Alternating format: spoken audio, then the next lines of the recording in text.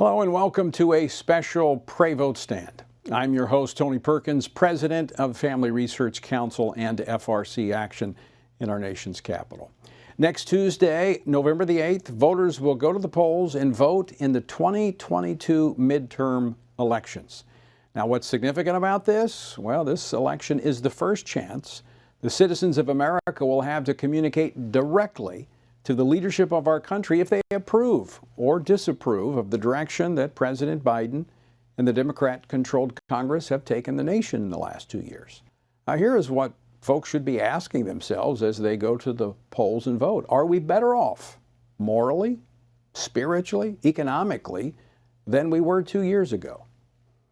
There is a lot at stake in this election, I think more than most realize. It is a battle for the soul of our children, who are being indoctrinated and led astray by the president and those advancing a godless, immoral agenda.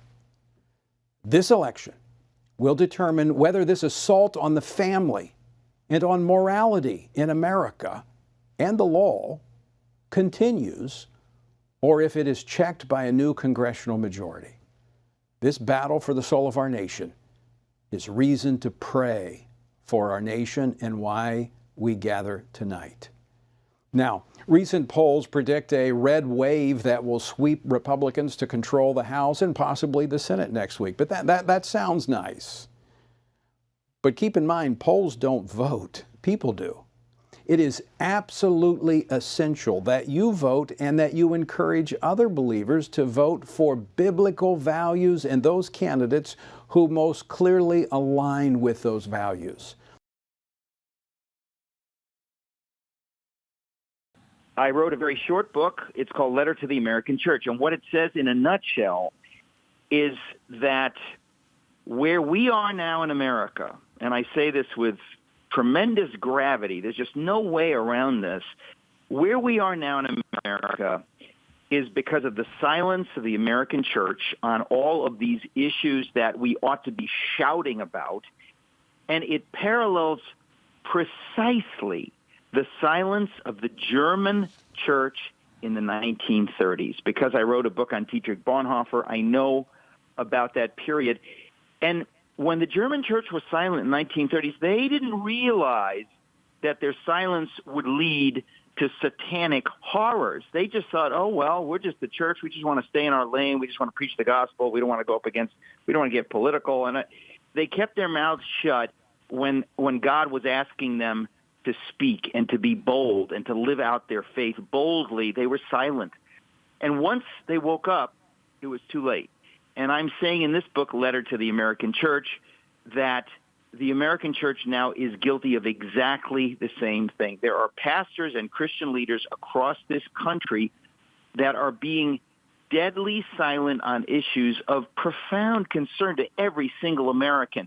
And they have some idea that, well, maybe Romans 13, or they have some idea that they shouldn't be political. And I think to myself, this is madness. In the issue, in the days of slavery, we didn't say, well, don't take a position on that because that's a political issue. You said this is an issue of evil versus good, and you better open your mouth against this satanic evil, because if you don't, you are giving comfort to those who are in the slave trade, who are benefiting from this evil. You need to speak up if you're a man or a woman of God. And, of course, in those days, there were people that said, well, I don't want to take position. There are people in my congregation who will get offended or this or that. We would condemn them today, and we would say, well, of course they should have spoken against that. Exactly the same thing happened in Germany. All kinds of people told Bonhoeffer and company, keep your mouth shut. Don't get involved in politics. There's people on both sides of this issue. Just stick to the gospel. And Bonhoeffer knew that if the church in Germany does not boldly speak against the evil that is happening, before they even knew where it was going, that it was going to be real evil, when they just saw that things were wrong, he said, if they don't speak up, the church is the only hope in this nation to stand against Nazism.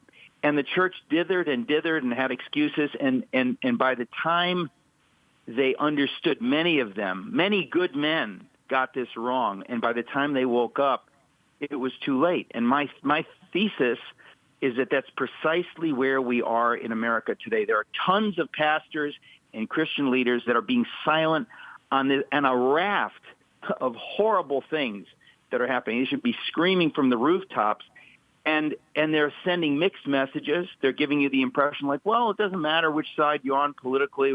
And you think, wait, folks, this is not, Tip O'Neill is not the head of the Democratic Party. We have gone over into anti-American cultural Marxism. It's the enemy of liberty. It's the enemy of the church.